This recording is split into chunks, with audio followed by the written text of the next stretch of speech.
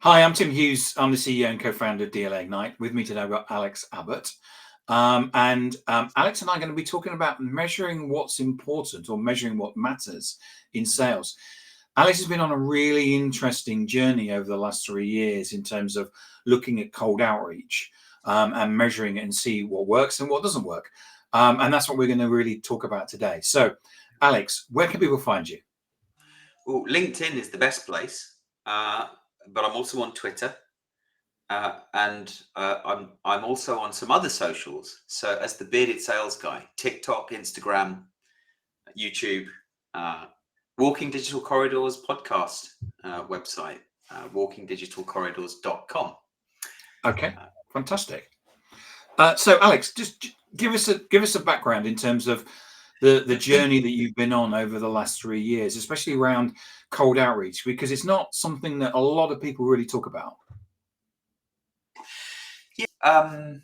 For a bit of context, I've spent 23 years in B2B sales, and I would say there's been two halves to that career. The first half really is a sales rep, kind of learning my trade, largely self-taught.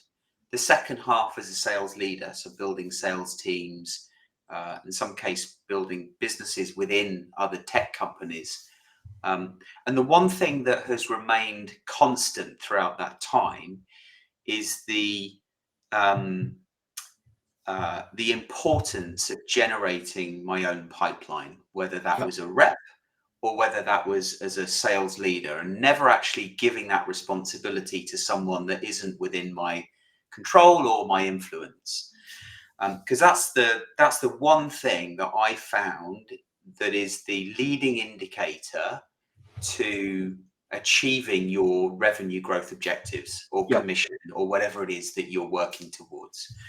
And so, back in the day, it was all about, well, I know I need this many opportunities in this many future quarters to give me the confidence that we're going to develop the pipeline that we need to do whatever it was that we were achieving or seeking to achieve. As a rep, it was always 200 to 300% of my number. As a sales leader, that became more realistic as the team size grew. But that was the thing that stayed with me throughout. So when I left Oracle in 2020, 3 years ago now, just over, and set Supero up, we started life as a business that was providing sales as a service, lead generation services. And so, without going into too much detail, if I kind of look back at the last 3 years, we've been on this test. So what are the techniques, tips and tricks that will actually develop pipeline most effectively? It comes down to creating conversations. And so for that first year, it was incredibly tough. And what were you doing in that first year then? We were cold calling, cold emailing. I was leaning on some of my experience of the previous 23 years to recommend, creating a value proposition where we could quantify the commercial value and help clients develop their path to value, and then using that to create pipeline generating initiatives, which would get a lot of interest, a lot of engagement, but very little commercial conversations off the back of it. People were quite willing to consume the content, but they weren't willing to go from that point to commercial conversation. And the reason that is because there's very little relationship, very little trust. And I think companies find that difficult to do today. We as an outsourced company found it even more difficult to do. So at the end of that first year, that was me realizing that we've hit an inflection point. Buyer behavior has changed significantly, yet sales and marketing techniques hadn't. And the more companies, sales and marketing leaders I spoke to, the more I was hearing, we need to do more with less. We just need to make more calls. We need to send more emails.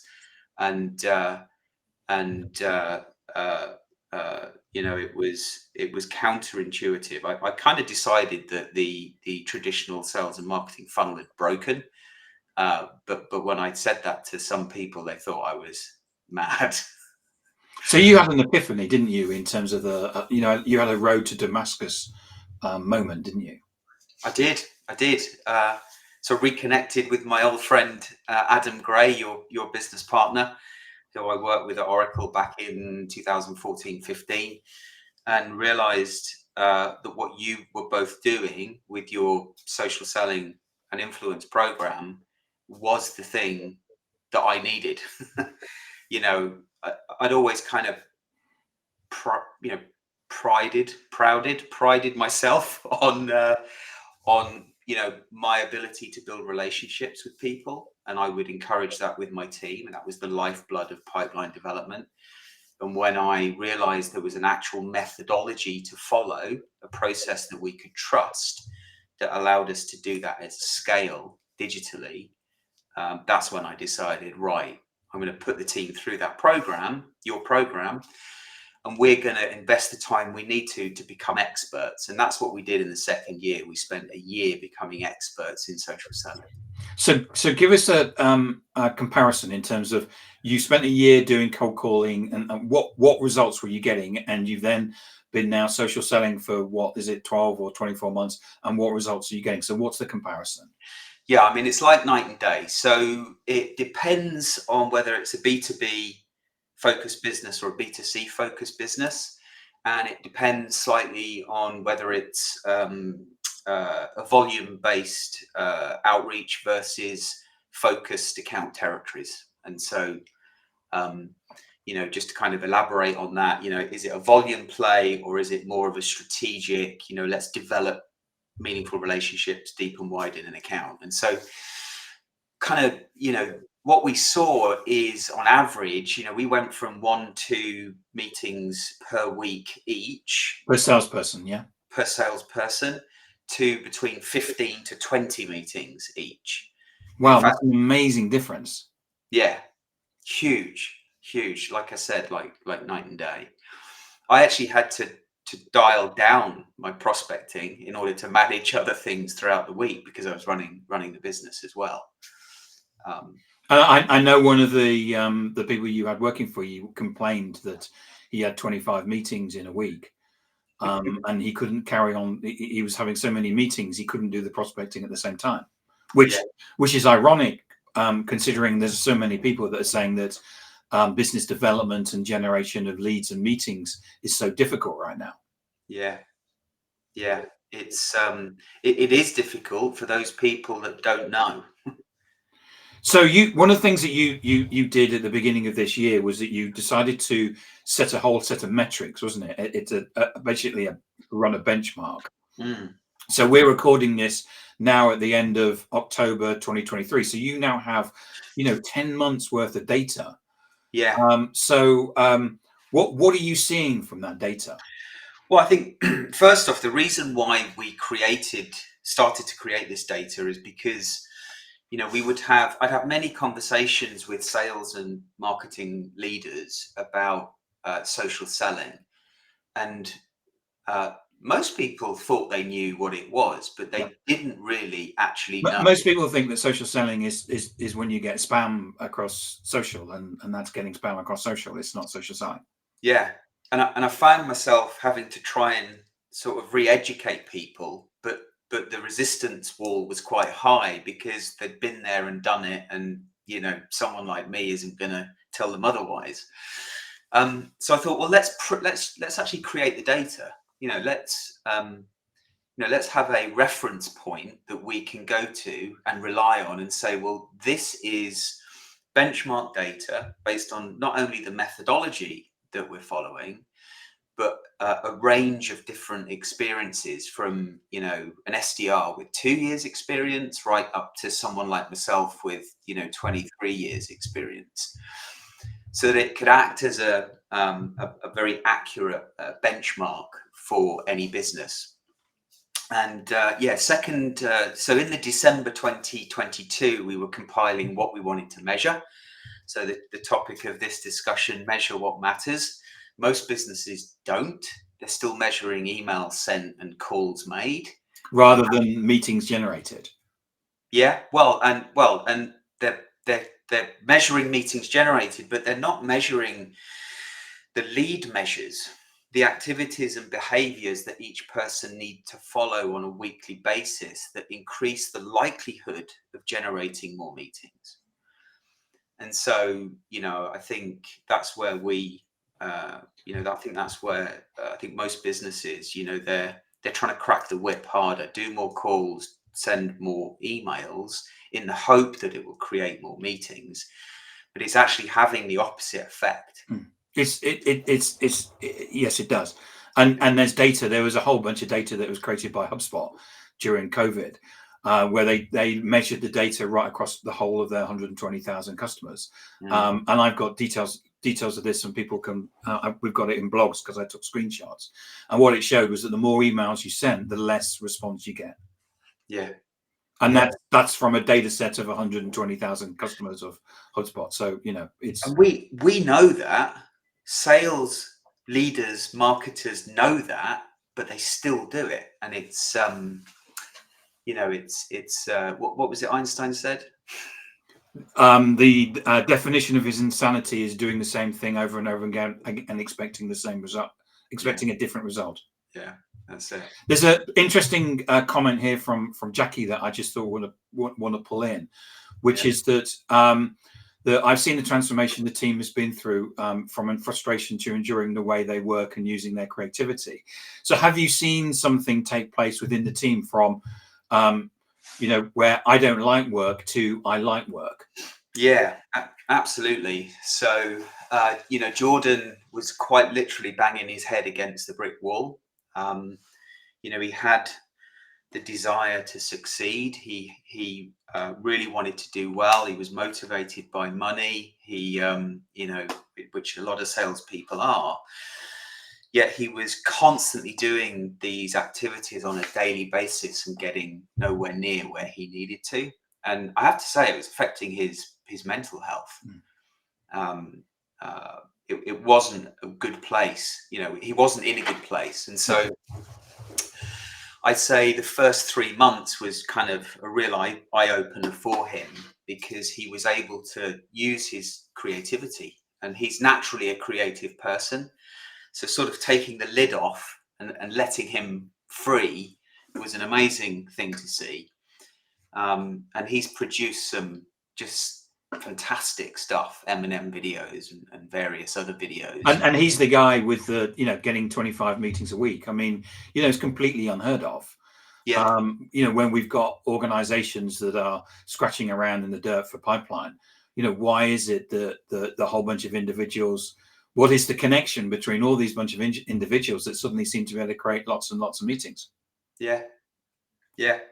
It's I think one of the biggest challenges is for business leaders, to realize that other people, their potential customers, they don't want to have brochures and insight thrown in their face, but they are willing to have a conversation with someone if they look interesting and they look different. They look like a genuine, authentic person worth having a chat with. Yeah, the days of throwing content at strangers, that was over like 10 years ago. I'm amazed that people still think it's a legitimate marketing thing. Anyway, back to the data. Yeah.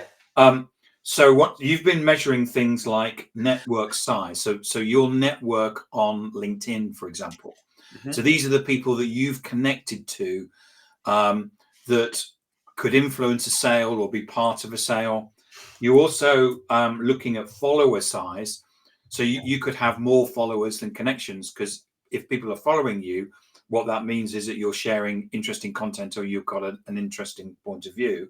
Yeah. You're also measuring the number of pieces of content, and interestingly enough as well, the percentage of human content. So why are you measuring human content? Yeah, so firstly, just to take a step back, it's important to understand the network size and the growth of that network, because one's network has a value. The size of it in the right place and how active that network is has a real commercial value. The same as our black book did years ago. I have a pile of business cards which I always reach for that are probably long out of date. In Yeah, the old days, you used to collect business cards, but yeah, now you connect electronically. that's it. That's it. And but yet still, it's not seen as a valuable measure within businesses, insanely. But yeah, back to the human posts. So we track how many posts each individual is doing on a weekly basis, and it's not necessarily the number, although it's important to have a certain number of pieces of content going out so that you're popping up in your target audience, aka your network's timeline. But it's really important that that content is humanized. And so what I mean by that is, it's, for example, as you know, I do a sales TV podcast, and that goes out on LinkedIn. That got a few likes this week, but what got more likes, more engagement, more impressions was me in a picture backstage, behind the scenes. So that's a human post about Alex and where I was. I often tell people that if you post a picture of a brochure, you will get no engagement at all. If you post a picture of you holding the brochure, you will. Yeah. And so the reason why we target ourselves to ensure that at least 50% of our content is humanized is because that's what gets the impressions. That's what gets the engagement. And when you get that engagement, that gives you the opportunity to begin a conversation with your target audience. So what you're saying is that likes and comments on a piece of content gives you the opportunity to go and have a conversation with those people. Yeah, it does. And then the next best measure, if you like, that we track religiously is the number of social networking conversations we can insert ourselves into.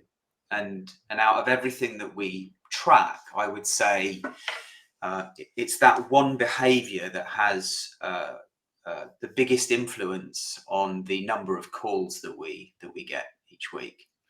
And so this is, if you imagine a real life, in-person networking experience or scenario, you'll perhaps there'll be a room, there'll be some drinks and some canapes, and you'll sort of work the room as a salesperson. You'll have an idea of who you want to talk to. You may have even done a bit of research on them so that you can have a more meaningful conversation with them. They might be busy already talking to someone else, but you'll have a little listen, maybe walk a bit closer without looking weird, and wait for the opportunity to drop a smart question or an intelligent comment into the conversation so that you insert yourself into that conversation seamlessly and credibly. And it's exactly the same on social media, exactly the same. The difference is you can do it from the comfort of your own chair, your own office, as many times a day as you like. I guess the hardest thing is just identifying who you want to go and speak to and actually do the work. So you've got some analytics on this, haven't you? I do. Can you show those?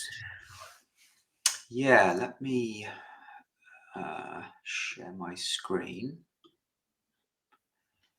Should be able to see that.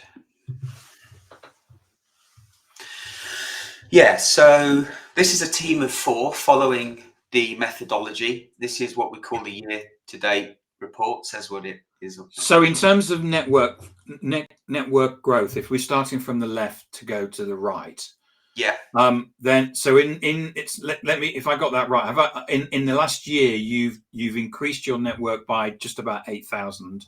Yeah, increased your followers by 12,680 combined.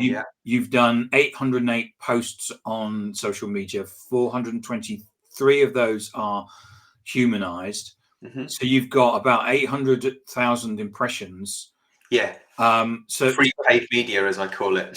Free paid media, yes. And your engagement in is what? So what? Talk me through engagement in, which is the 15,500. Yeah, so that's the number of likes and comments that we've received on those 808 posts that we've made as a team. this year. And you've gone out and connected or tried to start. So you've asked for 7,858 chances to have a meeting or call, and you've had 788 calls. Yeah. Over the 10-month period. Yeah.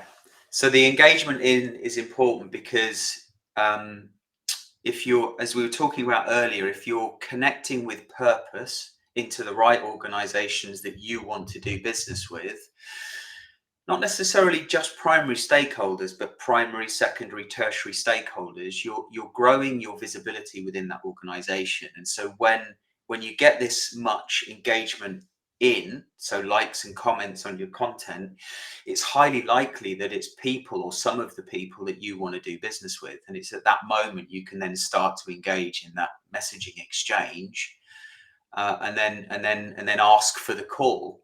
But we don't ask for the call straight away. We seek to build affinity, rapport via continued engagement. And you know, could be a couple of weeks, could be several weeks before we actually ask for the call. But before we ask for the call, it's important that we're tracking that engagement out. So combined, we've done nearly 9,000. We've inserted ourselves, as we call it, into almost 9,000 different social networking conversations throughout the year. And it's these things combined that when we ask for the call, we're getting 788 calls. So if I recall, so you're getting, when you're doing cold outbound, for every 100 people that you contact, you will get a response from 10.06, so 10 people. Yeah. And then whenever you do any cold outbound, there's always a requirement to get some next step at that call, and you're getting a response of 34.27% to that next step. Yeah, that's the annual average, or 10-month average. Exactly. What we're looking at here is the leaderboard for those same numbers for Q3. So we can select whatever date range. So you've also got a board where you can take the data that you've got here and actually do some projections, haven't you? We do. So now that we've got 10 months worth of data across different targeting strategies and a range of different sales experiences following this methodology, we believe this is solid benchmark data. So if we then start to project what the future might look like by following this methodology, we can say, well, I don't know, how big's the sales team? Let's say it's a big sales team of 50 people.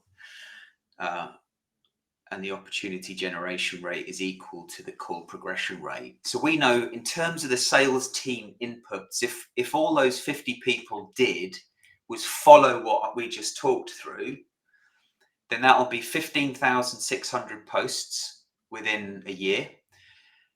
Nearly 8,000 of them are humanized. That's 260,000 social networking conversations that they're inserting themselves into. As you recall, that's one of the biggest influencers of building influence and the call rate.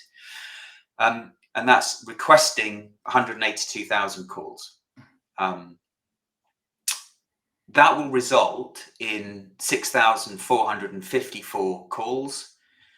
We know the call progression rate is 34%. When you're following this methodology, it is clear who you are, what you stand for, and what you do because of your buyer-centric profile and the active behaviors that you've been doing on social media. Therefore, when you have a call, it's not a surprise what you do, and therefore, 34% of them will progress to a meaningful next step. And if 34% of those are progressing to a meaningful next step, and each qualifying as an opportunity, that's 2,200 opportunities. Now, we know that the industry close rate, according to Winning by Design, is 17% between SMB and enterprise. So let's assume your close rate is 17%. I've spoken to companies that have seen their close rate drop to 10% at this point in time. Let's assume it's 17% and the average order value is 100,000 pounds or dollars, wherever you, whichever currency you might use. So that team of 50 will generate 37 million pounds worth of revenue within a 12-month period. So for me, what this is bringing predictability back to pipeline generation, which has been missing for so many years. That's what businesses need to be focusing on. Now, you know, what we might want to do, because not every company has 50 salespeople or 50 people that would follow this methodology. That's another thing I think we have to bear in mind. I do believe that the role of prospecting shouldn't just sit with the sales team. It should be a culture that is developed within an organization. But let's say, you know, you've got let's say you've got five enterprise salespeople focusing on a close rate of, let's say, 250,000. I've got too many zeros in there. Are you sticking with the close rate of 0.17? Yeah, well, okay. So here's the good question. Here's the other thing. What we found with people following a focused account sales strategy, the territory penetration rate has increased 15 times by following this approach. And the number of stakeholders that are engaged in each active account increases 6.4 times. So, you know, my question is then, well, you know, what do you think that would do to the close rate if you've built your influence across a wider range of stakeholders influencing the purchase decision? Well, I know the answer, but let's just assume it's a small number from 17% to 20, and that changes by 2 million pounds. I mean, that's paid for the initiative and some on its own. But you can start to play around with this data so that you can get a really good idea of what this means to you and your organization, not you, Tim, but the audience. You know, do you operate, you know, how big is your sales team? Do you operate a focused account approach or a volume account approach? And this works for anyone that wants to build relationships, because that's what this is about at scale. Whether it's sales, whether it's marketing, whether it's customer success, whether it's the leadership team looking to raise capital or raise funds, this methodology can be applied to any discipline within the organization. Alex, thank you so much for coming on and sharing your journey and sharing your benchmarks data and your analytics. Where can people get hold of you? LinkedIn or walkingdigitalcorridors.com. Got a form on the website, or my new website, supero.social. Excellent. And you're known as the bearded sales guy, aren't you? On some. I am. It's funny that, you know, this long beard, and I was thinking top knot or bearded sales guy, but bearded sales guy won. Alex, thank you so much for coming on and sharing this. I really appreciate it. Thank you. My pleasure. Thank you, Tim. Have a great weekend.